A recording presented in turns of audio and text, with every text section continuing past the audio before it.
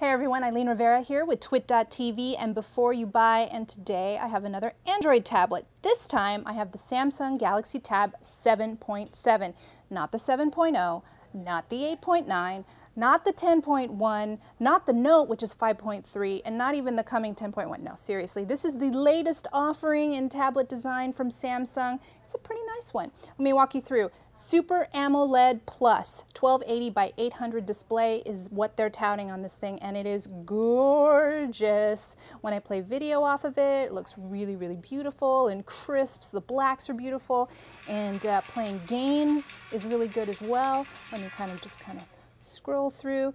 Dual core, 1.4 gigahertz dual core processing, 1 gig of RAM on this. You can kind of flip through the app drawer pretty fast too. The other selling point to this tablet, it is super thin, 7.89 millimeters. Very, very nice to hold. Actually, it's pretty sturdy too. Samsung gets a lot of flack for some of their phones for feeling plasticky, and even though they're thin, but this thin tablet feels really, really sturdy, and I love it. I actually like holding it better than Kindle Fire and the Nook tablet as well. All right, 4G LTE. I have the United States version of this tablet here. The international version doesn't have LTE, but the international version, from what I understand, has receiver mode, so you can actually make calls. Also, 16 gigs of storage space on this tablet, and it's expandable to 32 with the micro SD card slot right over here, which is very, very handy. 3.2 megapixel camera on the back, 2 megapixel camera on the front. Kind of skimped on that, I think. I'm not quite sure why they did that. Other things about the Samsung tablet, this is kind of interesting. It's got a little dock here, a little mini dock for some Samsung apps like the music player. You launch that and it pops up here, overlays on your screen, and you can have your music start right away.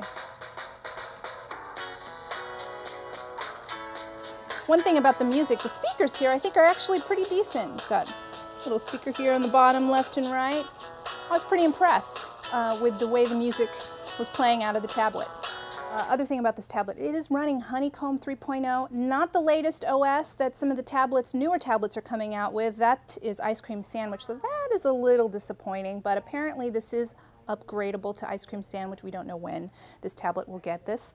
Also, let me show you this little button down here, which is a little bit different. This is not a menu button, it is a screen capture button. I actually got a little confused every once in a while and tried to use it as a menu button, only to be taking screenshots of my screen. And then once you've got it there, oh, maybe you want to draw on that as well.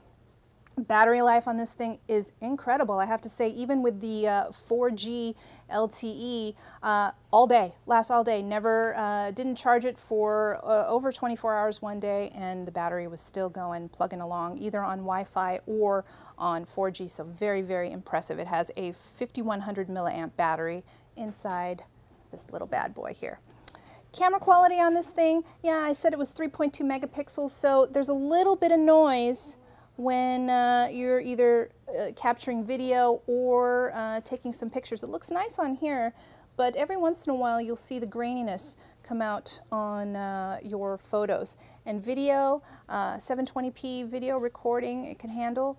Again, a little bit of noise, not great, but you know, kind of still wonder why they skimped out on the camera back here. Now this, I have to say, is a pretty impressive device. I was very excited to play around with it. I don't know if you remember on the other show that I do all about Android, when I first saw this device at CES, I kind of clutched it and I didn't want to let it go. And I'm very glad to have it now. Pros with this device: the screen, the display is gorgeous, as I've shown it off before. The form factor, very easy, sturdy, thin, lovely, lovely, lovely device itself. The speed is really good with the dual core processing. Cons, now this is where it gets a little sad. $500 plus a 2-year contract. Kind of expensive here.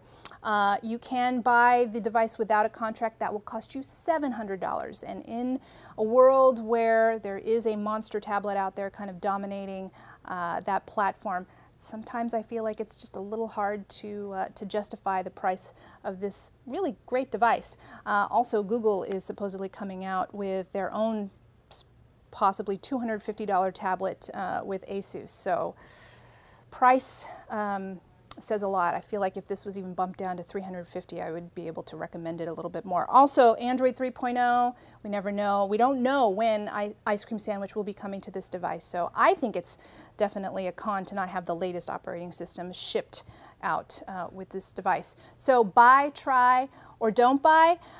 This is a fabulous device, and I hate to say price is going to knock it down a bit, but it does, so I'm going to say try. I'm Eileen Rivera with Twit.tv and Before You Buy, and this was the Samsung Galaxy Tab 7.7.